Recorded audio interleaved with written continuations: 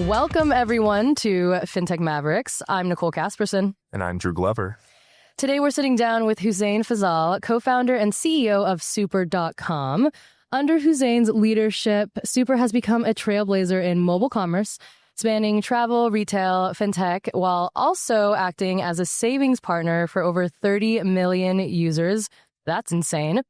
Beginning as a hotel deal app with a team of just two, Hussein has grown and scaled the startup, raising over $150 million to date, having driven over $2 billion in sales and saved customers over $200 million. Talk about scale. Hussein is no stranger to entrepreneurship. Before Super, he co-founded Parlor, a Facebook ad optimization company that generated over $100 million in revenue and successfully was acquired in 2011. Hussein, welcome to the show. Awesome. Thank you for having me. That was a good intro. Oh, well, I am so happy you loved it. Now, okay, so I actually have a couple of pretty crazy metrics in front of me that your folks sent over before we started recording. But Super.com is on fire right now. You've got over 400,000 active Super Plus memberships with the goal of reaching 10 million Super members by 2030. You're approaching $100 million in ARR in under 18 months. Your top members are earning $500 plus and saving over $400 in their first month. And of course, as I said earlier, you have 30 million total users. And just before we jump in, Hussein, I know every time I talk to you, there are some major updates in terms of the numbers that are shared. Just want to confirm that those are right. Last time I spoke to you on a podcast, I said 100 million in ARR, and you quickly corrected me to 150. So please let us know. Yeah, it will. We'll probably, it's over 150. We'll probably hit over 200 this year. So things are going well. But the rest of those numbers sound right. Okay, good. Well, I hope so, Hussein, because your comms folks sent that to me like 2 days ago. So if you grew more in those 2 days, it wouldn't surprise me, given everything that's going on. But thank you. I appreciate it. No, those are right. And yeah, I'd love to tell you about the business and the product and the membership program. Yeah, no, please let us know. I think a bit about maybe tying that into really the tipping point maybe for the company's rapid growth and really what the driving force behind everything has been for you. Yeah, sure. So I'll give you kind of the 3 to 5 minute version of the story. So hopefully you have a little bit of patience, but you'll see how it all ties together. Okay. So as you mentioned, when we started the company, it was just about hotel deals. So you could come in and you could get a great hotel deal. You can save 20 to 30% off, sometimes more, on almost any hotel in almost any city, almost any time. And that's still true, and that still exists today. So I imagine both of you have tried using Super.com to book hotels, but if you haven't, you really, really should, because you will save money. In that business, it continues to grow. It's over $1 billion GMV business, over 100 million net revenue business, just hotels. But the tipping point, or sort of I would say expansion point for us, was about 3 or 4 years ago. And we really started spending a lot more time talking to our customers. And we're like, who are these customers? Who are these customers who are deciding to book with, let's say, like a little known company as opposed to booking directly with the hotel or a more known OTA? Who are these customers who value those savings so much? And what we saw is that a lot of our customers were booking 2-star, 3-star hotels. A lot of customers were paying with a debit card and not a credit card because they didn't have a credit card. And these customers wanted to save more, earn more, and there's a lot more they wanted to do to improve their financial lives. So that was kind of a big realization for us. And that's when we started on our journey of saying, we're not going to do what most OTAs do and go from hotels to flights to tickets to car rentals. We're going to go and serve the customer and see what else we can do for that customer. So we launched a card product, which helps you build your credit score and gives you cash back. We then went and launched more credit building products. We then went and launched a cash advance product so people could get more money.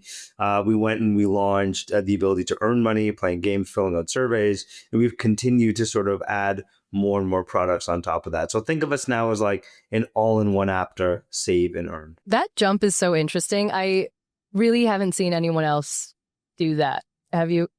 I have not. And I'll tell you, like, my background, with Fiat Growth and Fiat Ventures really come from consumer fintech. And I think we all know over the last 4 or 5 years here how tough it's been to scale consumer fintech in a cost efficient way. And so, Hussein, I'd love for you to just talk a little bit more about, how to scale in a cost efficient way in a market where there's a lot of noise and there's a lot of folks that are struggling to acquire users at a cost efficient way. And I know you guys have built a really strong mousetrap, but maybe just dive into that a bit. Yeah, sure. So this is actually an interesting story. When we launched our card, the super.com card, it was free. So there was no monthly fee. You didn't have to be a member. There was no cost at all. And the idea or the theory is that here's a card that acts like a hybrid debit credit card. You don't really need a FICO score to be able to sign up for the card. And you get credit card like rewards. So use the money you already have in your bank. You get 1% cash back. You get to build your credit score, almost like a souped up secured card. And it was like, this is amazing. Like, who would not sign up for this, right? It's like better than your debit card. And this is for customers who can't get a credit card. So it's like kind of perfect. But what we saw is that we just weren't able to scale the product. So there were 2 reasons. One is that people didn't necessarily value it. So they'd sign up for the card and it would just kind of sit there on their phone or on the side of their desk, and they wouldn't really value it. And then number 2 is the monetization was so far off. We had to get someone to come in, get the card, use the card. Now, use the card enough to generate enough revenue that we would then be able to sort of justify spending money on user acquisition, or use the card enough that they would associate with our brand and then maybe eventually book a hotel or go and do something else. Now, the monetization event was just too far from the acquisition event, and it just didn't allow us to scale. So we had this big debate internally, and we're like, okay, well, what do we do? Like, we want to do what's right by the customer. We want to offer this product for free, but it just didn't make sense and we wouldn't be able to scale it. So around this time is when we launched our membership program, which is Super Plus, that I know you talked about quite a bit. And we made a decision to put the card behind the membership gate. So now you cannot get the card unless you're a Super Plus member. And when we did that, 2 things happened. One is people really valued it. So as soon as they would sign up, they become a member, they'd sign up for the card, they would use the card. The usage went way up. Retention went way up. Everything, all the metrics went like crazy through the roof because people were valuing it because they were paying for it. And then number 2, the monetization event is now much closer to the cost of acquisition event. So we could go and start to spend money on media and start to do separate user acquisition just for the card product, because we knew that, we'd see that monetization relatively fast. We knew what sort of our LTV to CAC was and what our break-even point was, and that allowed us to put more money into marketing. So that kind of created the flywheel that allowed us to spend on marketing. So yeah, I mean, the companies that just monetize on interchange, I'm sure it's possible, but it's hard to do. And that break-even point's pretty far away. Even just from a community standpoint, right? Thinking of creating a membership around the product you've done. And funny enough, our first episode with a couple of other Fintech Mavericks we've had on the show said something very similar, right? At first, our product was free. We weren't sure to actually charge our users for this.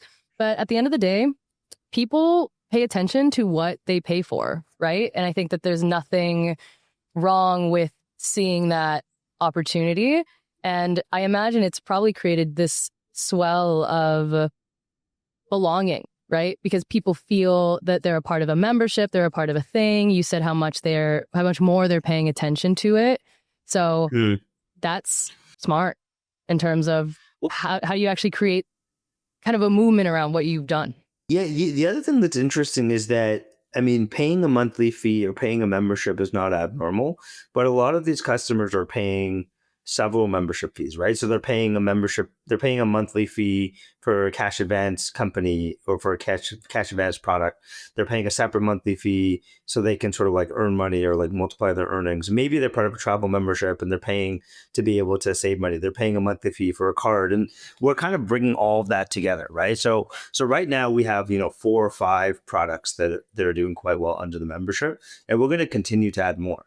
So we continue to talk to our customers, and when you ask them, what else do you want to save on? They want to save on gas. They want to save on groceries. They want to save on pharma.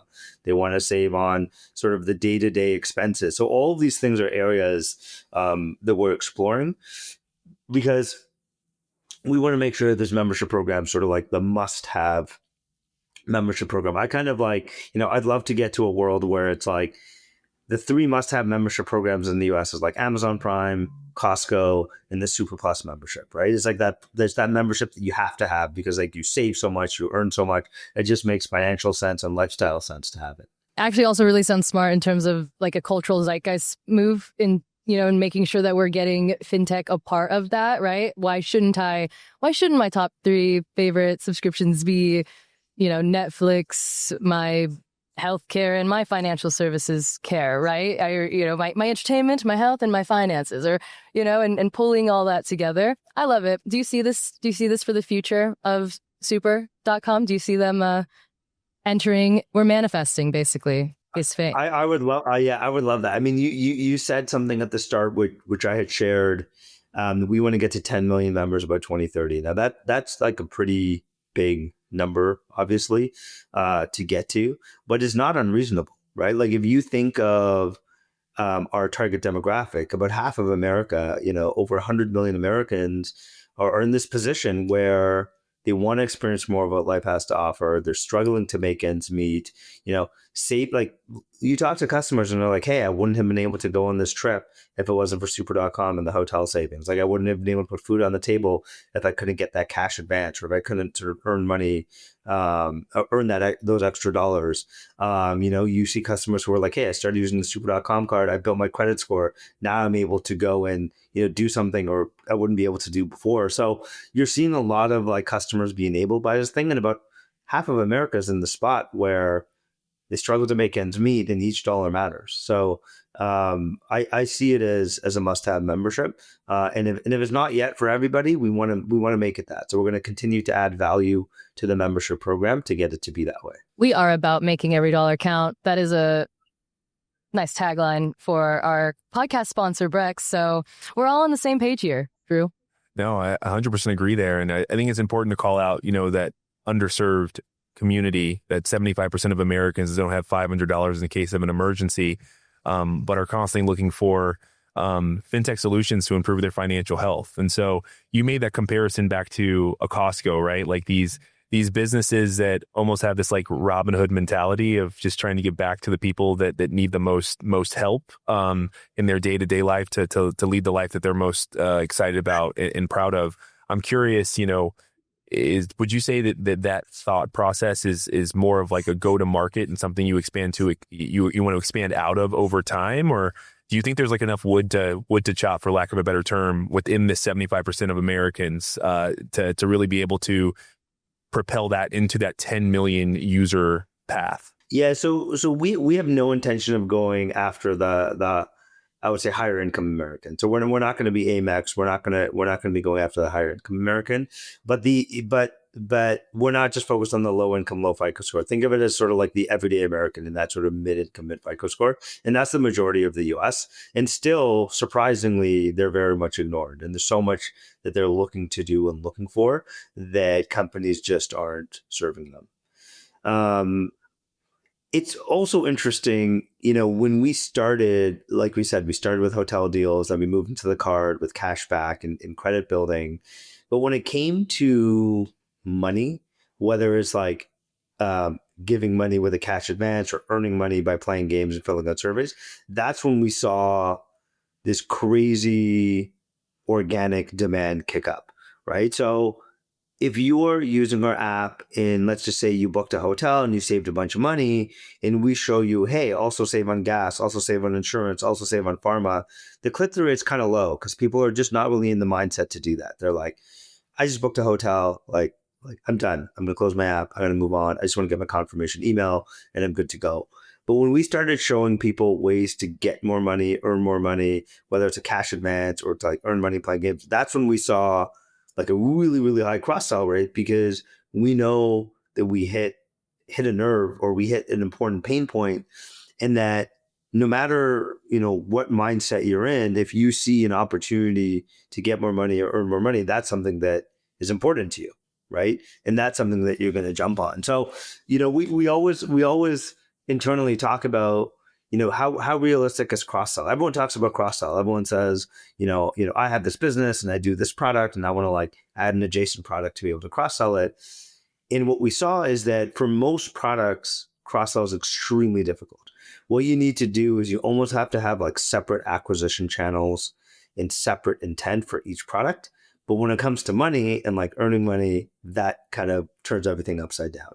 And the majority of everyday Americans who are struggling to make ends meet, if they see an opportunity to earn money or to get a cash advance to sort of make ends meet, it's something that they're going to jump on.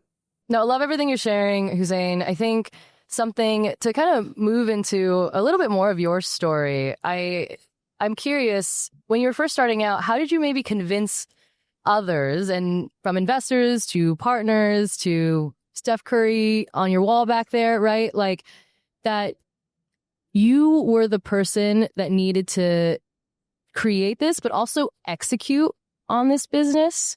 What was that like? And any kind of advice you can share for the other founders tuning in? Yeah. So first of all, it was not easy, and it's still not easy, right? And I expect it's not going to be easy even moving forward. So I know some founders read these, TechCrunch articles about these investments and all these money's being raised, and they hear these stories of founders who have like 10 term sheets to choose from, and that's never been the case for us. So every single round we've done, we've had 20, 30, 40, 50 no's. And then we have an investor who says yes, and they get it and they understand it, and they jump on. And then what's funny is the next round, all the investors who said no are like, damn, I should have invested, right? Too bad, right? But now it's a little bit too late for us, right? So it's not a story of a lot of yeses. It's actually a story of a lot of no's. But you usually have, in each round, you have one or two investors who get it. And they jump on, and obviously, they've been rewarded for that, and hopefully we'll end up with a good outcome for all of them. So a lot of resilience to push through in that story. Now, what I will say is that when we started with just hotel bookings, we executed on that in a big way. We actually hit some huge headwinds with COVID. So when COVID hit, our hotel business pretty much went to zero, and in fact went to negative because more people were asking for refunds than there were like new bookings coming in. And we executed, right? There's a bunch of stuff we did. We made difficult decisions. We had to make some layoffs. We had to tighten up our marketing spend.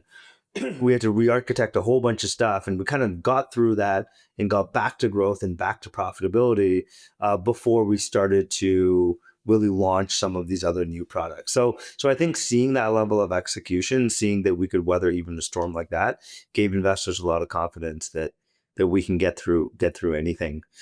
And then the other thing I did want to talk about, this is maybe way too detailed and nuanced for this podcast, but we organize our entire company in something called mission aligned teams. So for those listeners who want to learn more, just go and search on Google mission aligned teams, super.com, or MATS as a short form. And what that is the entire company, or about, let's say about 30% of the company is shared services, but about 70% of the company is organized in mission aligned teams. A mission aligned team is basically a group of 5 to 10 individuals cross department that are focused on a single mission. So my mission may be creating the best cash advance product in the US. And I will have a product person, 2 engineers, 2 designers, a growth person, a research person, and maybe a business analyst. And like that group of people all day, every day, they wake up and that's all that they do. Almost like a mini company within the company, right? And then you have multiple of these mission aligned teams. In that way, you don't run into this problem where everything gets deprioritized, right? Where it's like, oh, I want to do this, but I didn't have the engineering resources. I didn't have the design resources. This wasn't a priority. So we set company goals at the top level. We have a couple of verticals, and we set vertical goals. And then each mission aligned team has their own missions, and they set all their own projects and all their own initiatives to try and ladder up to the vertical objectives and the company objectives. So that's something that I mean, when you just start a company, that's not something you do. But I think once you get to about 50 to 100 people, that's the time to switch over to mission aligned teams.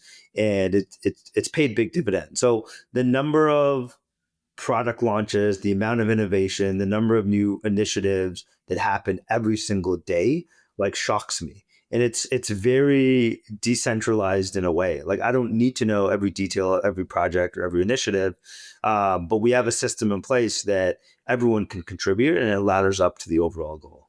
I absolutely love that, and I'm just so curious. As a second time founder, like I'm hearing like a maturity in like how Super is run, how you've created some of the infrastructure internally from a culture and leadership standpoint. As a second time founder, how has that impacted how you kind of overcome some of these obstacles, you know, some of the resilience that you've had to build around fundraising, but also just like building these kind of cultural pillars to ensure that the company can continue to scale and hold on to the creativity it needs to get to the next level. Yeah, this is a big Fintech Maverick moment. Yeah, this is it. So, I mean, I think being so my first company was completely bootstrapped. And it was like, you know, you had to make money to hire that next person.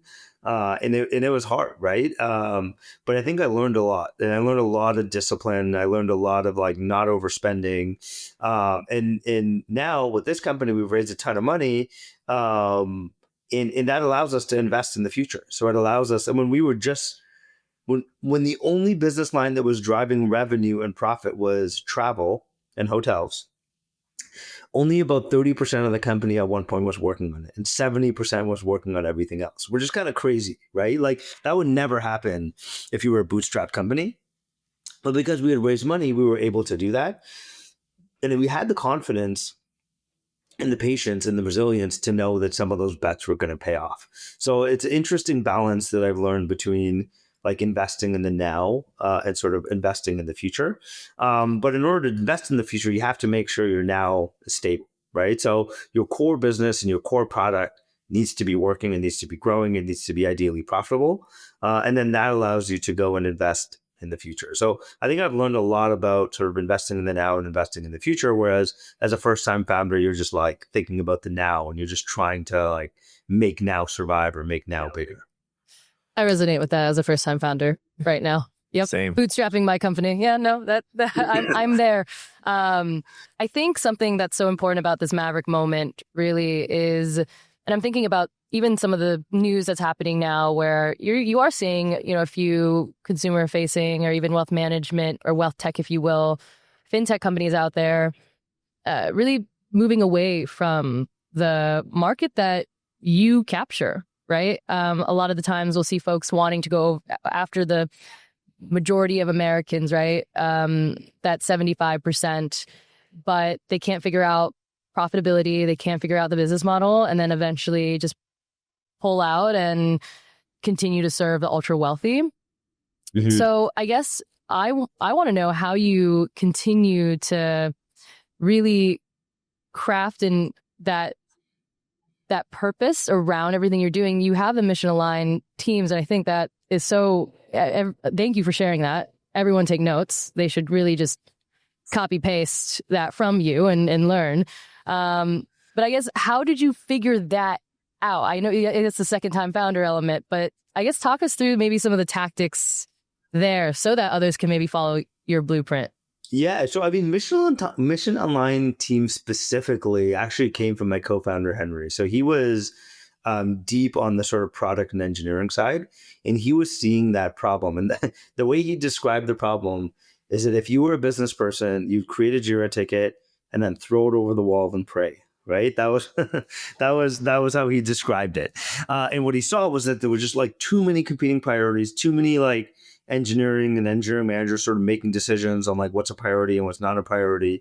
And he was the one who actually identified it. And then we looked at Amazon. So Amazon does something called single threaded owner, which is similar, but it requires like a senior person running each product.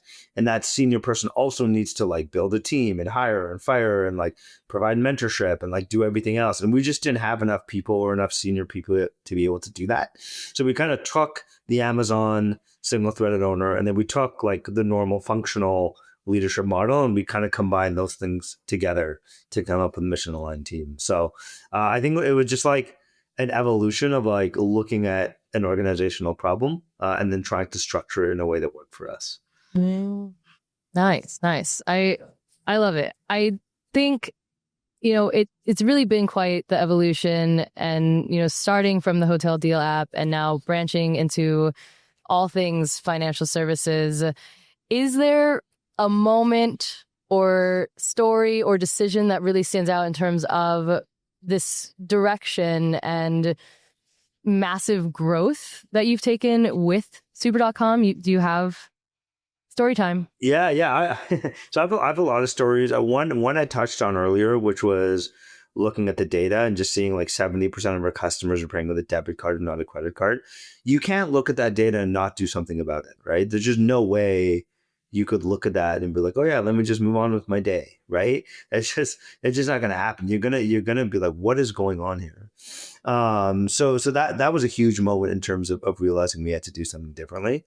Number two, I would say one thing which has always impacted what we do in the direction we go in is directly talking to customers. So like I do that myself. Like I will talk to customers directly on video, several times a year. I'd like to do it once a quarter, where I'll just have 2, 3, 4 customer conversations lined up. And one thing I've noticed is a lot of companies have product teams and research teams that talk to customers, and then they synthesize all the results, and then they're like, here are the results. So here's the qual, here's the quant, here's the research, here's what customers are saying.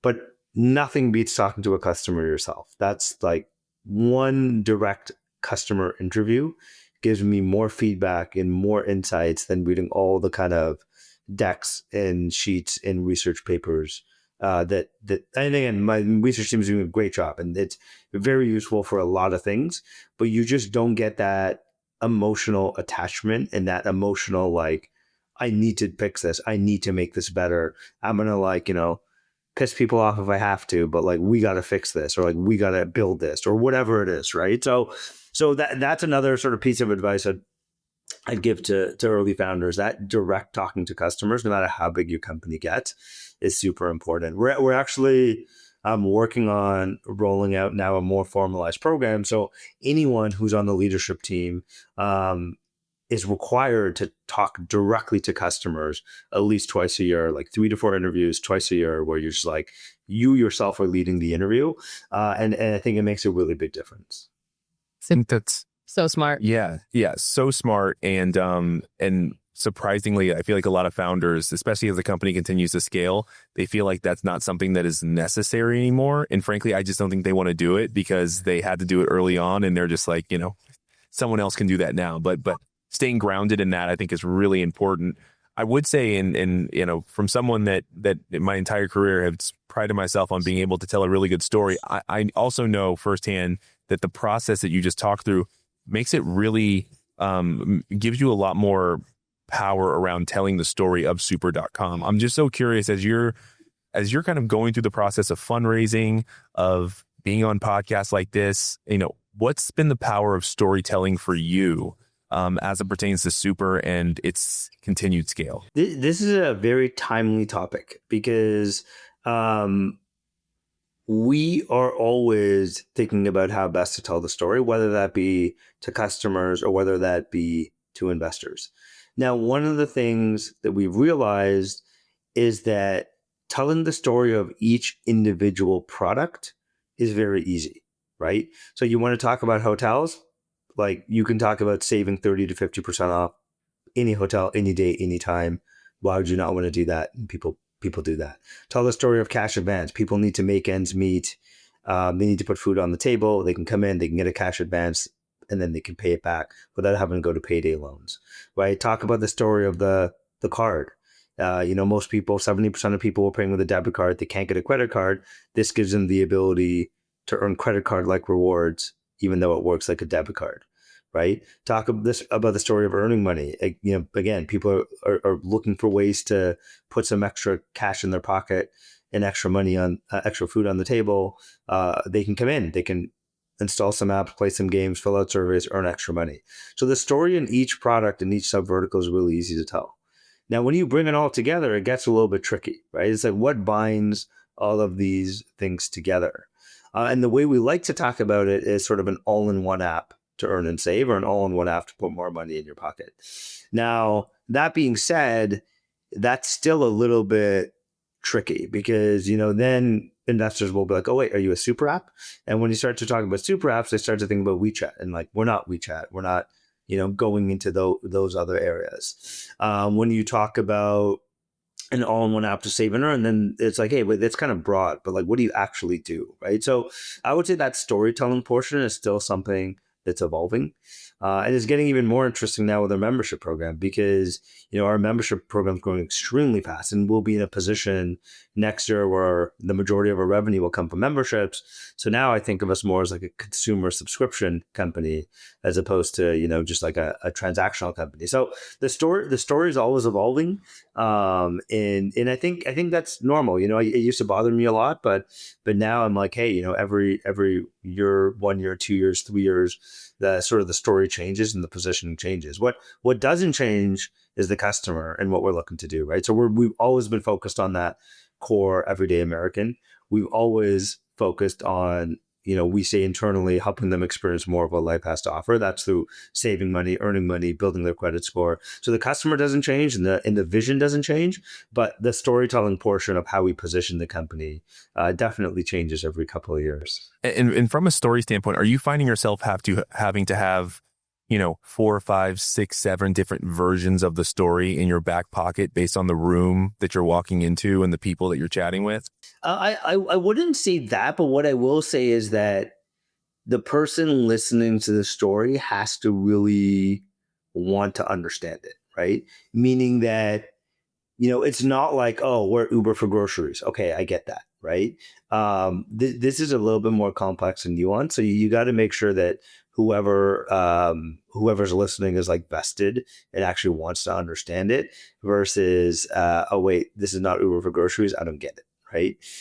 So sort of the simplest way we've started to talk about it is to tell investors to think of it like a Costco membership because, you pay a monthly fee and you get to save on stuff. Right.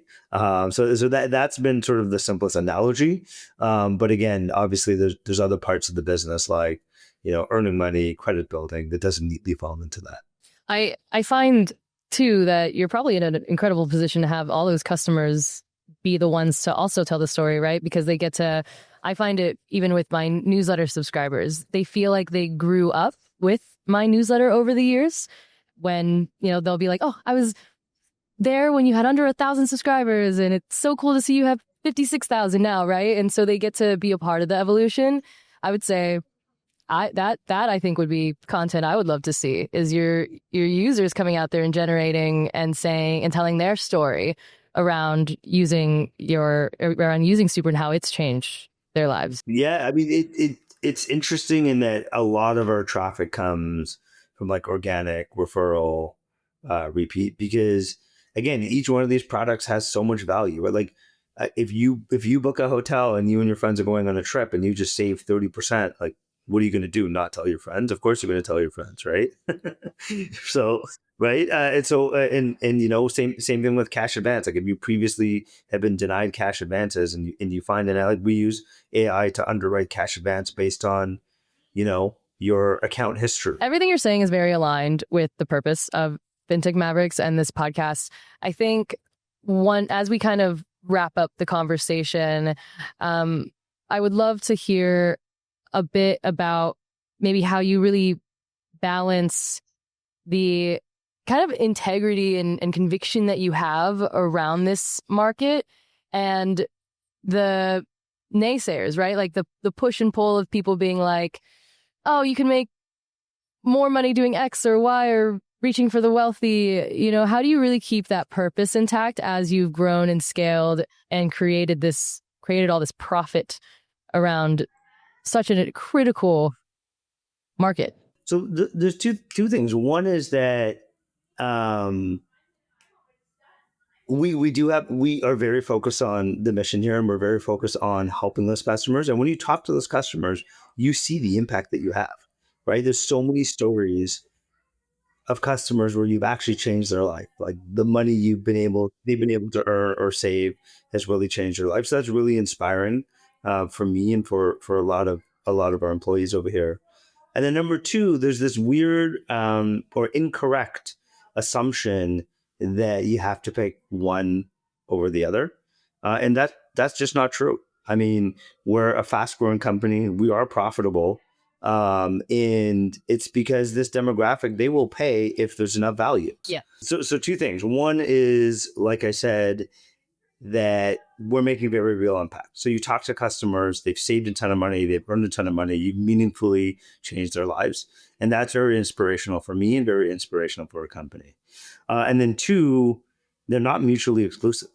So these customers will pay for products if you offer a lot of value, right? And the Super Plus membership offers a ton of value. You saw some of the stats earlier on. Some of our customers are making hundreds of dollars a month. They're saving hundreds of dollars a month. So it's very valuable and makes financial sense for them to be a Super Plus member. And it helps us as a business and it helps them as a customer. So there are win-win situations in that passion versus profit are not mutually exclusive. Well said. Well said. Well, Hussein, thank you so much for everything you shared today.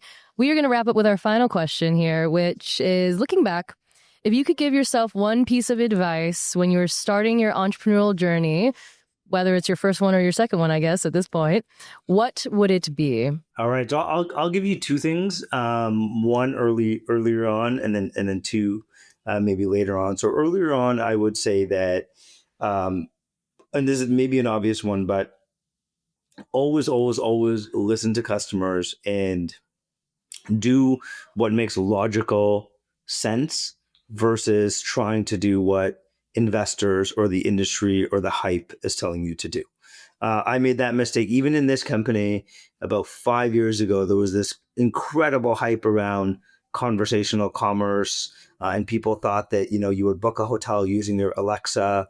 And we spent so many cycles trying to build that because there was this investor hype and this industry hype around conversational commerce, and it was just kind of a big waste of time.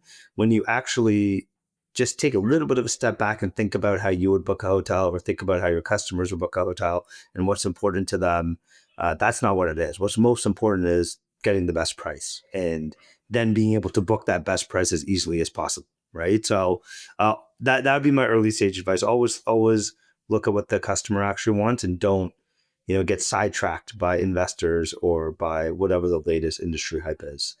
And then in my later stages, I've hired a lot of senior people and a lot of senior leaders. And I always say that make sure you hire people with wide operating range. And when I say that, I mean, a lot of senior folks are good at talking and strategy and thinking, but then when it comes down to executing, they can't execute. So that's one thing you should always look out for. So whatever the leader is, whatever division they're in, I want to see that they can go, and directly, write code if they're an engineering leader. I want to see they can go and make a project plan and create Jira tickets if they're a product person. I want to see if they're a growth person that they can go directly into the Google Ads UI or the Facebook Ads UI and modify bids and analyze campaigns, right? So I would say that that's been a huge learning for me. So every leader we have top to bottom has that wide operating range. It doesn't mean that our executives and VPs are doing those tasks, but they can if they have to. And that way, they know how things are built from the ground up, and they gain a lot of respect of the people who report into them, knowing that they can add value over there. So well said. Basically, a great playbook and guide for every founder that is tuning into this. Thank you so much, Hussein, for joining us. It has been an absolute pleasure having you on the show today.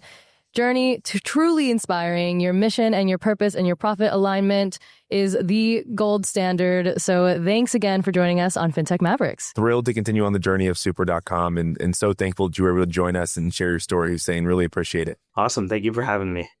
Amazing. Thank you, Hussein. See you, brother.